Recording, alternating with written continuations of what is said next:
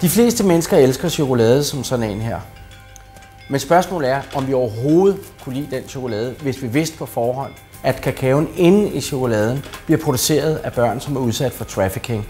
Altså en moderne form for slavehandel. Industrien de siger selv, de gør en hel masse for at bekæmpe det. Spørgsmålet er, om de overhovedet gør nok. Jeg har derfor sat mig for at undersøge, om trafficking af børn stadigvæk foregår, og at de ender i chokoladeindustrien.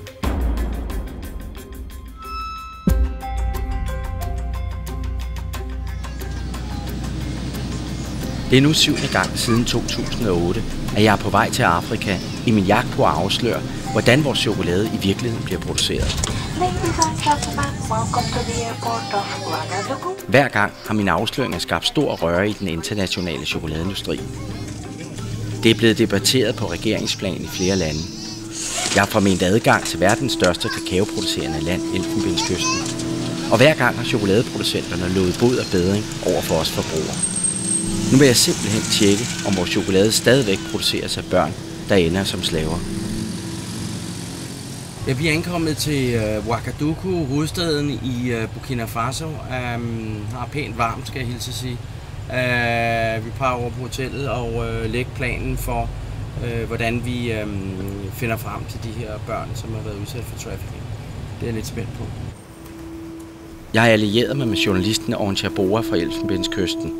Han har stor viden om den lyssky side af den internationale chokoladeindustri, og min faste samarbejdspartner på det her område. So the next is to make a plan, look the map, yes. See, and I think the best way will be maybe to go tomorrow morning, early in the morning. I think the best way. Yeah.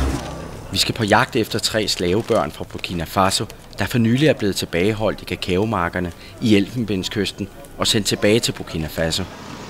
Hvis vi finder dem, kan de måske fortælle om, hvordan og hvorfor de er endt som slaver. Ifølge vores oplysninger blev de solgt som slaver af såkaldte traffickere. En slags børnelokkere, der lever af at sælge børn i Vestafrika. Det foregår på den måde, at børnene bliver opsøgt på de lokale markeder af slavehandlerne. Her lokker slavehandlerne børnene med udsigt til at tjene gode penge. Herefter tager børnene med slavehandlerne med bus til kakaoplantagerne i Elfenbenskysten. I vores sag kender vi drengenes navne og mulige områder, hvor de kan befinde sig her i landet. So we have 2, Salogo here and Kogo. So we are here, we take this road, come here, come down at Sogo, and then we take this road, right dusty road. Okay.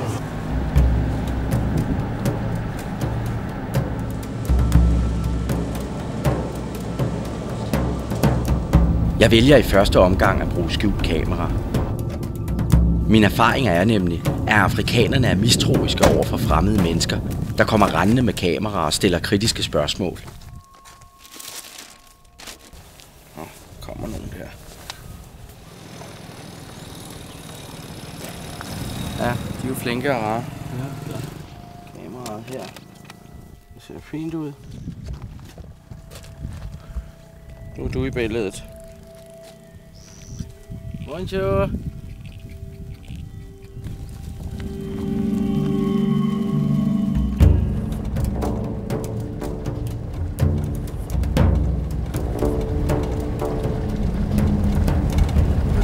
Henrik, lugter lige ned her. Bonjour, on va à Kogo. Kogo. Viens, viens.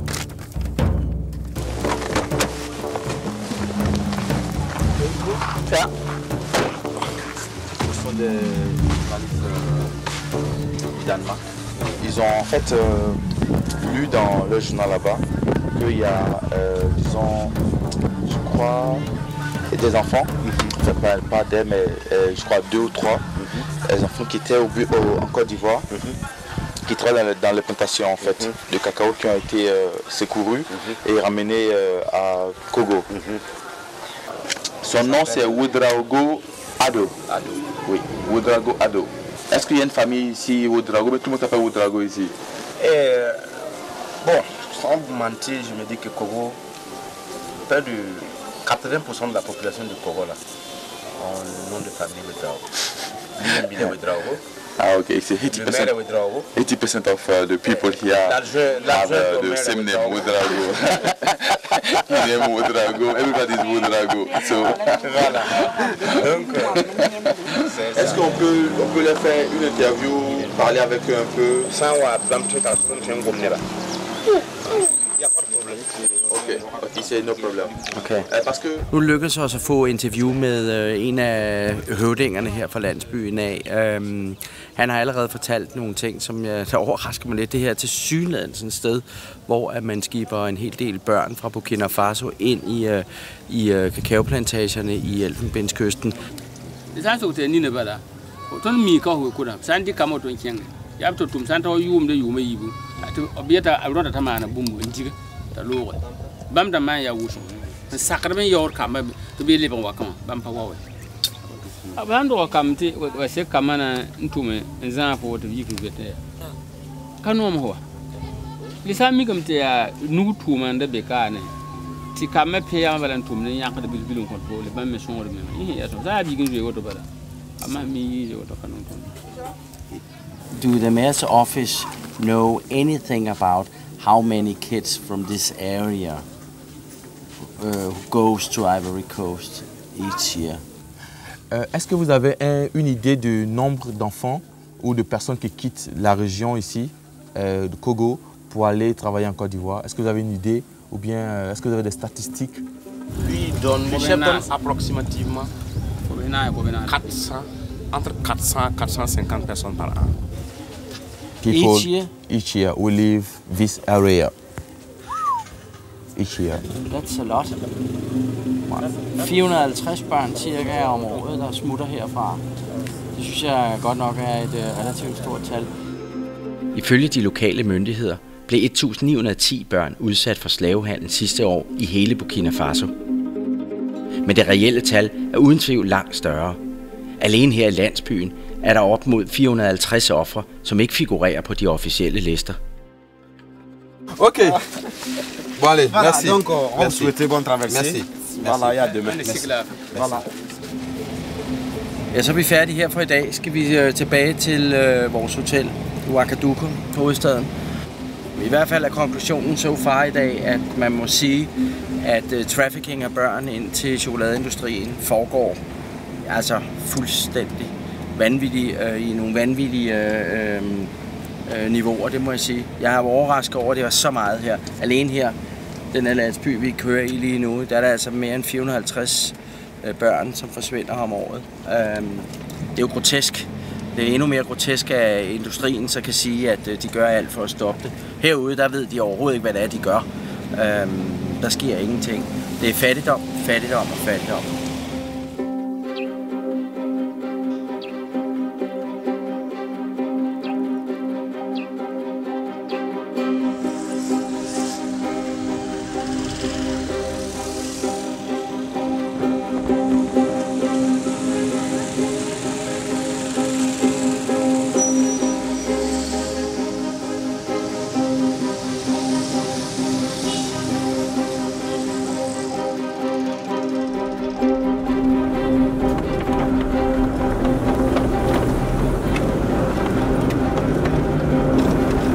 Jeg har nu været her i 4 dage.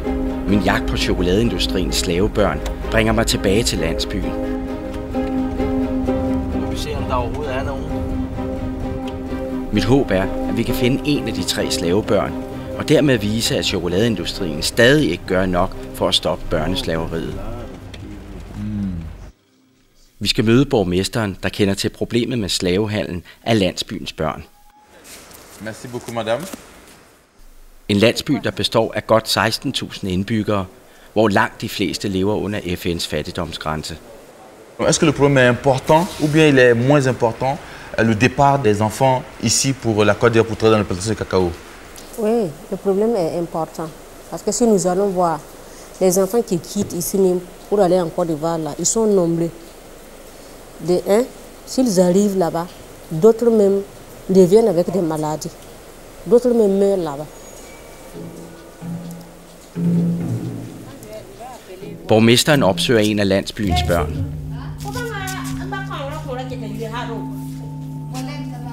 Kort efter dukker en dreng op. Han har været handlet for 4 måneder siden, men er nu tilbage. Where did he meet the middleman? Tifonyana sabaya. Kese umarsi. At the market. How did he arrange the trip to Ivory Coast? Neda don neda nyatunu. Neda nyatunu. Neda. Yele. Tutun na mbor digira bitunwa. Total toni chenko duwar. Neda nyama yele. Kana mbor ligira. Atana kwore. Wari nyamalu. La famille sababi. Fala famille sababi. Neni yikuduwa waka. We tunde tunana chiame le tunwa tana malame jotun tuna bori. Tal tunni chenge tunti tumbe. Drengen vælger at tage med slavehandleren til Elfenbenskysten, der med sin 40% af markedet er verdens største producent af kakao. Kakao, der ender i chokoladen på hylderne i supermarkedet, men høstet af ulovlige børnearbejdere som Ambroise, der står her med sin familie.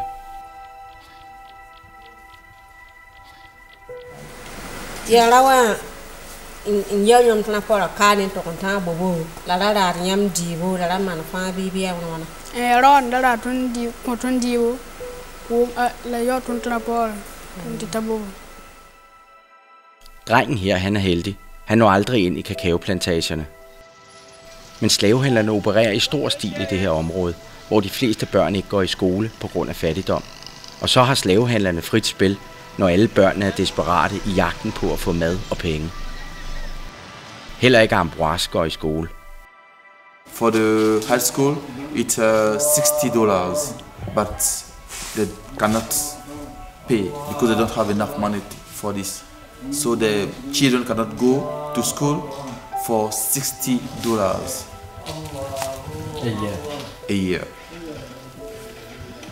It's what she explained to me. And I say $60 is nothing. She said yes, it's nothing, but they don't have it. They don't have this money. So the way for them is to sacrifice their children, no access to school. And then the choice is go to Ivory Coast, work in cocoa farm.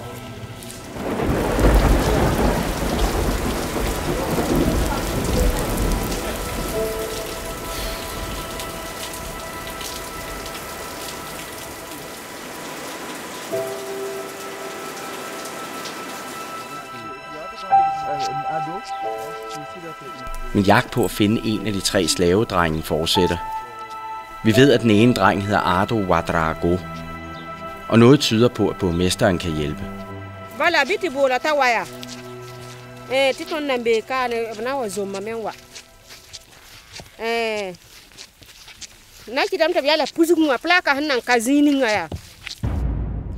Jeg har tidligere afsløret, hvordan slavebørn arbejder i kakaoplantagerne.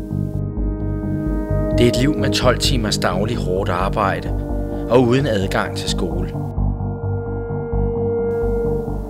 Det er de forhold, som børnene, vi leder efter, har været udsat for. Vi er på vej hen til den næste landsby, Tolangé.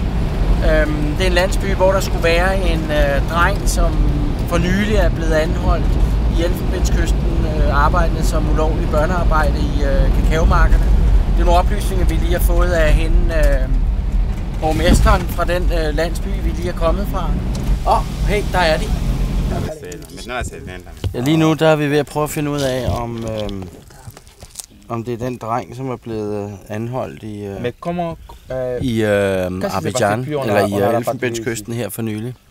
Det skulle være ham der står i den der Chelsea-trøje der. Men han taler ikke fransk. Du er 15 år. Det er lidt... Jeg prøver at få et overblik her. Okay, it's a guy. He's the boy. It's a boy. Yeah. Please ask him, why were he going to Ivory Coast? Demande-lui pourquoi il est parti en Côte d'Ivoire.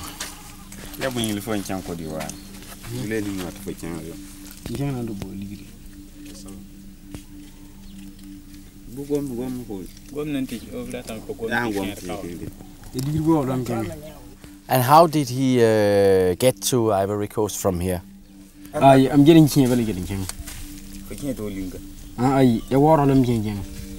Ardo er dermed endnu et offer til statistikken over børn, der ender i chokoladeindustrien som børneslave, lokket af lokale traffickere.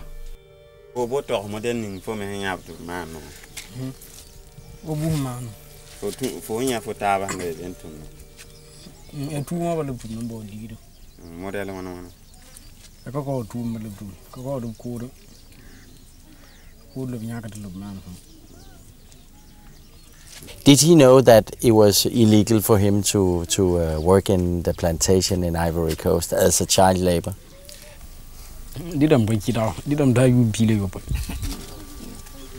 Ardo synes ikke 12 år er ungt. Måske er det fordi nogle af børnene er helt ned til 8 år, når de bliver handlet.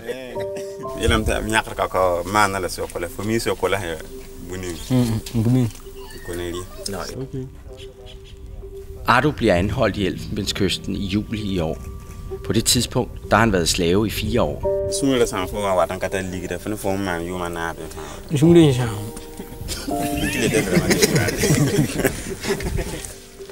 Bon, ils disent merci beaucoup, hein? Ok.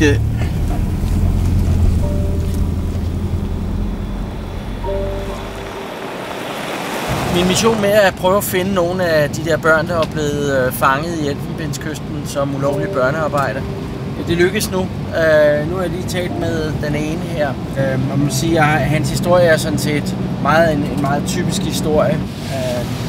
Han har arbejdet 4 år som ulovlig børnearbejder i kakaoplantagen i Elfenbenskysten, som altså leverer kakao til den internationale chokoladeindustri. Og den chokolade, som vi køber nede i supermarkedet. Det er selvfølgelig altid tankevækkende. Man kunne jo ønske, at verden så anderledes ud, men det gør den altså ikke.